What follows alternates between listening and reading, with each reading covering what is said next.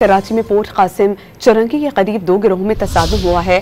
5 अफराद जख्मी हुए हैं। ट्रैफिक पुलिस ने फायरिंग करने वाले मुलजिम को असलहे समेत पकड़ लिया है। इस पर हम बात करते हैं डॉनिस के रिपोर्टर मोहम्मद बिलाल खान से। बिलाल खान, इस वाक़े के बारे में क्या पता चल पाया है और फायरिंग करने वाला शख्स कौन था? जी बिल्कुल, देखिए पोर्ट कासिम के करीब 2 गिरोहों में तसादुम हुआ है। फायरिंग और डंडों के वार लगने से 5 अफराद जख्मी हुए। पुलिस हुकाम इस तमाम दरवाजे के पास जैवकों पर पहुंच चुकी है, जबकि पुलिस की तरफ से ये बताया गया है कि झगड़ा रिक्शा चलाने वाले 2 गिरोह में हुआ है।